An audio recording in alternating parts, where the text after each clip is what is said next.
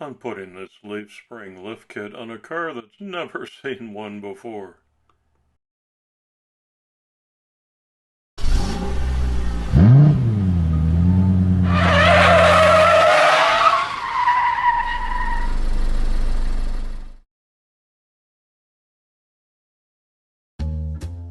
Hi everybody, and a warm welcome back to Maple Leaf Customs in Switzerland.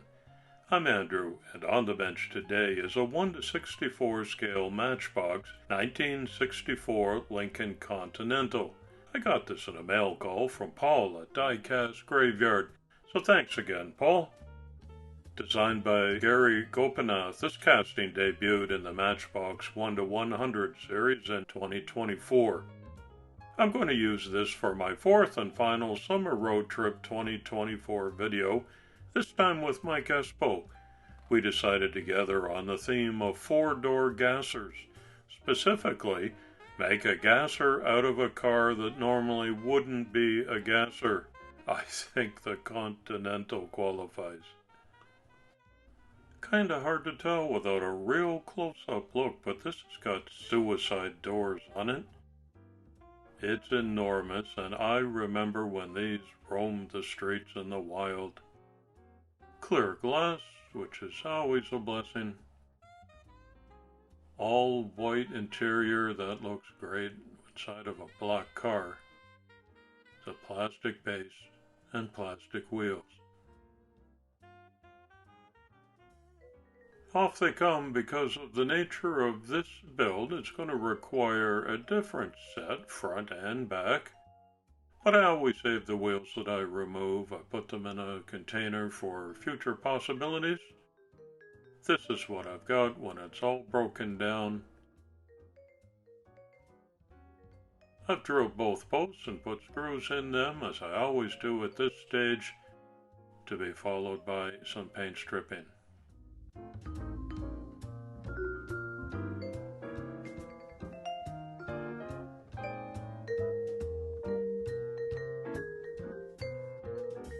This one bubbles up quite quickly, and the old paint is easily removed with a paintbrush.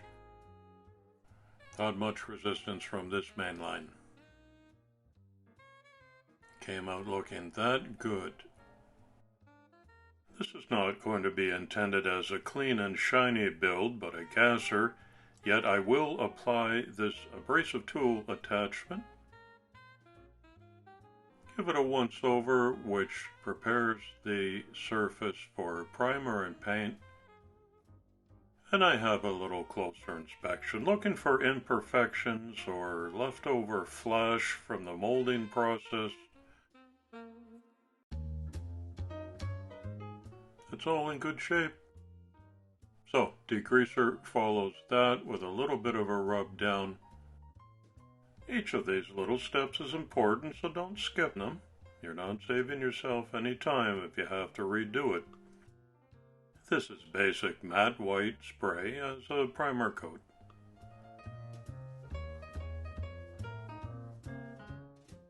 I just returned home from a nearly 1 month long road trip from Switzerland to Norway and back, so all of the hustling that I had to do before leaving to get my videos uploaded in advance is behind me.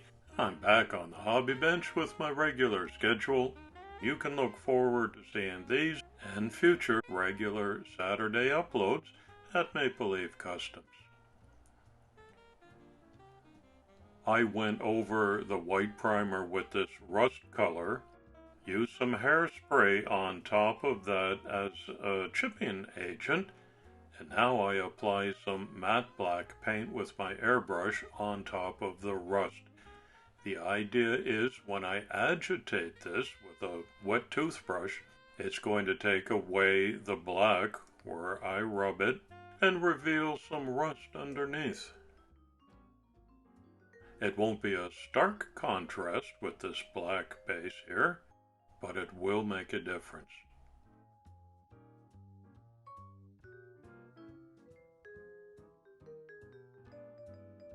Off comes a little bit of the black, you see that?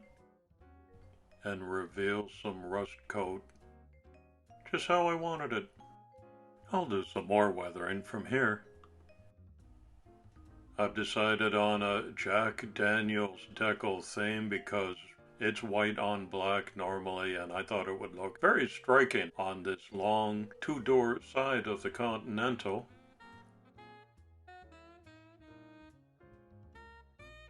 Some of the other necessary Jack Daniels signage includes Sour Mash Whiskey on the rear quarter panels, and of course the home state of Tennessee up on these long fenders.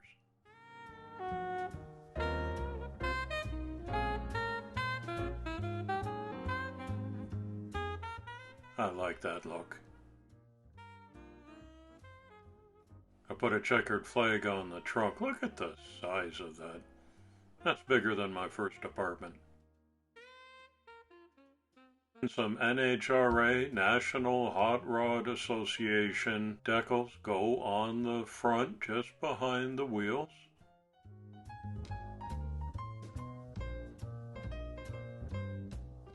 On the back I decided on some STP, Jegs, and Goodyear to round out the race car gasser signage. Today's community shout-out goes to my buddy for this build, and that's Mike Espo, Die-Cast Customs, and more. I've been following Mike for the longest time now, and I really enjoy his channel and creativity and the attitude that he goes about the hobby with. Thanks, Mike, for participating in so many of my special build-offs. It's my honor to do this one together with you. Can't wait to see what you come up with. So here are the leaf springs that I made and put on the front to jack up the Continental in gasser style. I usually black out the inside of the wheel wells just so they become invisible. The base got primed in gray, and I'm going over that with some black wash just to mess everything up appropriately, as it would be for this kind of a race circuit.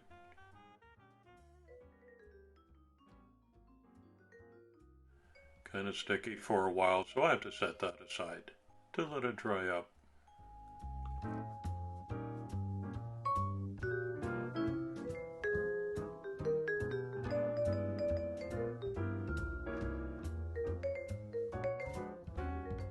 I experimented with several different sets of wheels from my inventory, and I ended up going with these really nice looking Samed wheels with white walls on them.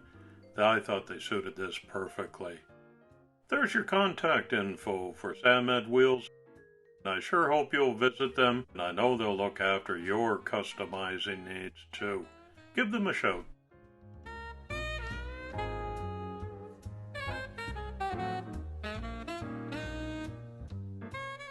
I added a couple of Bondo patches on the roof of the Lincoln. Now I've got to modify the engine bay in order to receive a replacement motor that I've 3D printed just for this project. That looks so good in the exposed engine bay with the hood cut off, but I've got to make room for it now.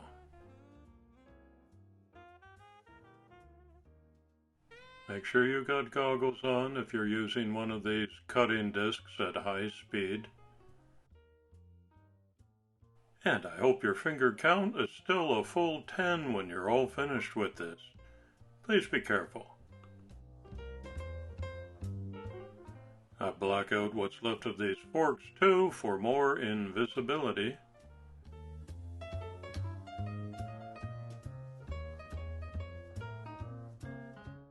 And it's all ready to put back together. I didn't touch the interior because, again, the white looks so good on the black Jack Daniels body. And the clear glass did not need any refurbishing. Back goes the casting. I did lots of dry fits along the way, so I know the wheels are nice and free. One screw holds the back down in place, and the front gets the super glue treatment because I cut away the post when I removed the hood. Let's have a closer look. I put this big beast of an engine in there, jacked up the front end, did some appropriate weathering and racing circuit signage, put some exhaust that's exposed under the front wheel wells. I like the new Samed wheels and the white wall look. I think I made it work and did a believable gasser conversion on this one.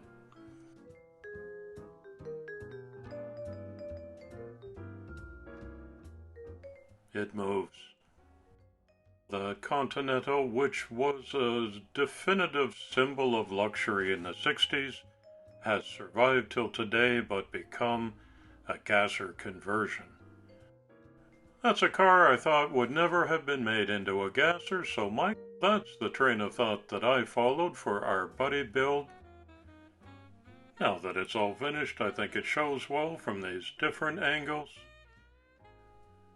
I can see it on the quarter-mile strip. I know you'll do a great job on yours too, so everybody be sure to swing over to Mike's channel and check out his work. I'm going to box this up and send it off to you, together with your New York City gasser that I did a couple of months ago. I trust you'll be able to find a little bit of space in your customs collection for these all the way from Switzerland. I look forward to reading all of your respectful comments that you leave below. And thanks for visiting Maple Leaf Customs again today. It's coffee time.